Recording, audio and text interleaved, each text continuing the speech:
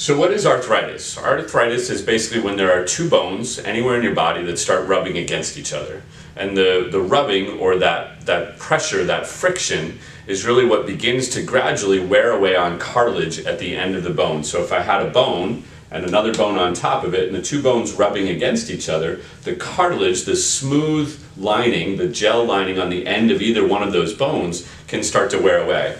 And when that starts to wear away, what it does is it exposes nerve endings underneath, at the end of the bone, underneath that cartilage, and those nerve endings get exposed and they become more open and they become more vulnerable. In your knee, for example, you have about 1,000 nerve endings per square inch on the surfaces of your bone. So a little bit of friction on those exposed nerve endings is kind of like taking a brick and rubbing it on your skin. You've got a lot of nerve endings in your skin, you rub a brick in it, the skin will get red and irritated, it might even be a little bit painful. That's exactly what is happening with arthritis. As that progresses and starts to get a little bit worse with arthritis, the cartilage begins to wear away even more.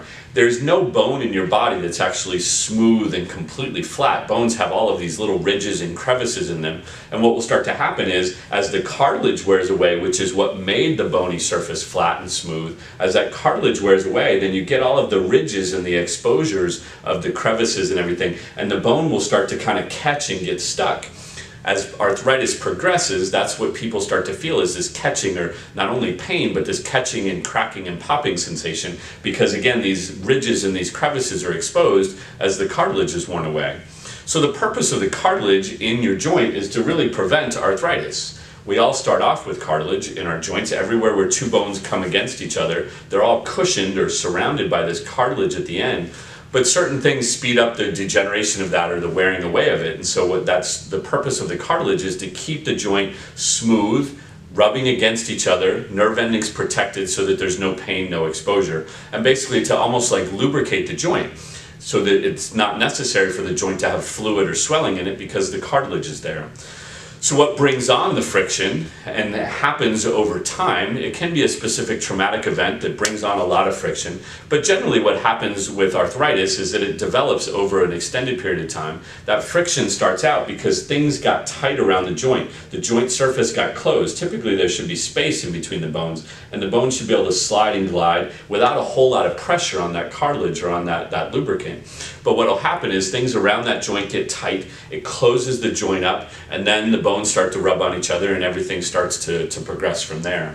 So if we were to talk about knee arthritis, the knee joint is the most common joint in the body where you end up with arthritis. You end up with arthritis there for a number of reasons. First and foremost, the knee joint itself is designed in a somewhat poor fashion. It has a flat surface, the bone in your lower leg, and a curved bone, the bone in your upper leg, sitting on top of each other. And so you have this flat surface and this curved surface that are rubbing against each other. Unlike most other joints that are ball and socket joints where there's actually a socket for it to fit into, the knee joint is a very unstable joint, so there's a lot of potential for slippage and therefore more friction to occur just by nature of design of the joint. Second thing then is, and why the knee is the most common joint, it is where the ground reaction forces coming up and your body weight coming down meet right there in the knee joint at those two bones. And so most commonly, if somebody's going to experience signs and symptoms or problems with arthritis, it will generally start at the knee. Not to say that it can't happen at the hip and ankle and other places in your body, but most commonly it starts in the knee joint. There's really some common signs or symptoms that people that are experiencing even the very beginning of arthritis would experience, and that would be anywhere in your body. But if we were to look at just in the knee, for example, you would start to experience some stiffness and some tightness. Typically that's something that we see in somebody that's active or somebody that's inactive. Let's say I go for a 5-mile run, later on in the day my knee or my leg is stiff or tight.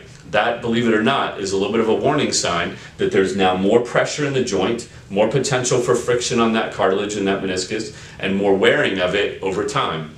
Somebody that's older, let's say in their 30s, and has some stiffness when they get up after they've been sitting for a while. You go to the movies and you get up after that hour-and-a-half movie and your knee is stiff. That again is a warning sign that that joint is starting to develop the early signs of arthritis. So stiffness is that early warning sign, that check engine light that's going off that tells you there is some pressure on that meniscus, on that cartilage, that you want to make sure that you get looked at. If that pressure and that continues, then that pressure continues to create some wearing of that cartilage. And that wearing of that cartilage begins to expose those nerve endings, even to the slightest bit, and that's what will give you more aches and pains. So now that stiffness, that tightness that was in the joint, let's say again in the knee joint, it starts to turn into more of an ache and a soreness and even a pain in that knee joint, because again, those nerve endings are not being cushioned anymore by the cartilage as much as they were. And that's something that we'll very commonly see in somebody in their early 30s. So what I want you to understand is that arthritis is not a problem for people in their 50s and older. Arthritis is a problem that actually starts potentially in your teens, early 20s, when you start developing that stiffness and that tightness, when it begins to progress into that aches and pains. The third way arthritis will show itself as a common sign or symptom in a knee is that you'll actually start to see some swelling. So your joint will start to need to lubricate itself more because the cartilage is being worn away. So it will flood that area with fluid.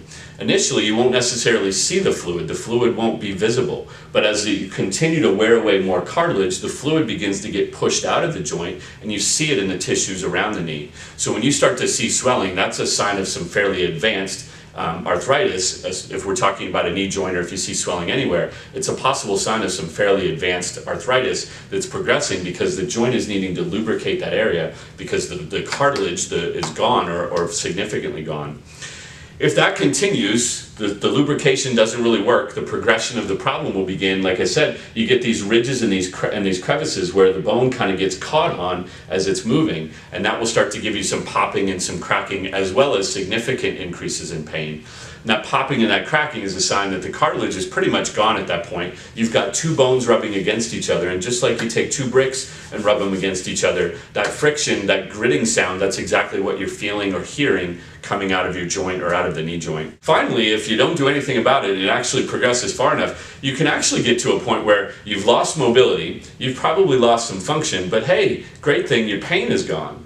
Well, the downside to that is that yes, while the pain is gone, you've actually worn away those nerve endings altogether. They're dead now. That's why you don't feel pain, but you probably can't get the knee out all the way straight. You probably can't walk normally. You probably can't put pressure on it. So while you think you're actually finally doing better, because after all these years of having pain and due to arthritis or whatever you might have thought it was, you think you're doing better because the pain has gotten better. You've actually lost function. You've actually completely killed the nerve endings on the end of that bone, and the problem, even though it doesn't feel like it, it's actually gotten worse. So again, keep in mind, arthritis starts early on in life. It probably starts to some degree if you're very active as a teenager. You start getting a little bit more friction, you're very hard on your joints, you play a lot of sports, you do a lot of activities, etc., and you start to create that a little bit of wearing on those surfaces. So if we're looking at the knee in general, you're beginning to wear that cartilage just a little bit.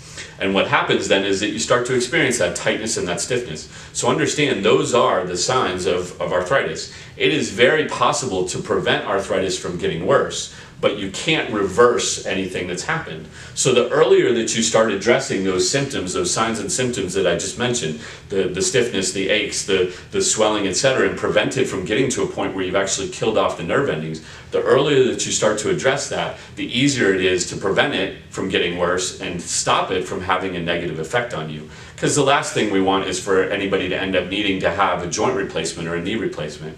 So again, you can prevent it from getting worse, and that's really where physical therapy comes in. We can help you to be active, we can help you to have this arthritis in your joint, but have it not affect anything. And how do we do that? We make sure the capsule is doing its job. We make sure the ligaments are able to do as much work as they can. We make sure that the muscles are strong enough to make up for what the ligaments don't do, and that they stop all of that slippage from occurring. Muscle can be strengthened if strengthened appropriately, correctly, and in the right balance of each other, and getting your hip muscles along with your quads and your hamstrings. We can make your knee be just as stable as it ever was and undo the further effects that any arthritis would have.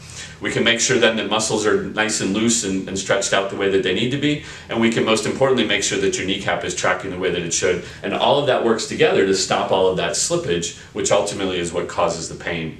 So again, physical therapy and the expert physical therapist here at Loudoun Sports Therapy Center can help you with that. We can get it all started by doing an assessment on what is causing your problems, figuring out exactly what of those 5 things is causing your arthritis, figure out if it is arthritis, and if not, figure out what needs to be done to handle it. And when we determine that it is arthritis, and you don't need an x-ray to figure that out, you can figure out arthritis by looking at those 5 things, seeing one of our expert physical therapists, getting everything assessed, figuring out if it's arthritis, and then getting you doing the appropriate things for it, and we can definitely help you to get it under control and get back to living life and being able to do the things you want to do without arthritis causing you to have problems.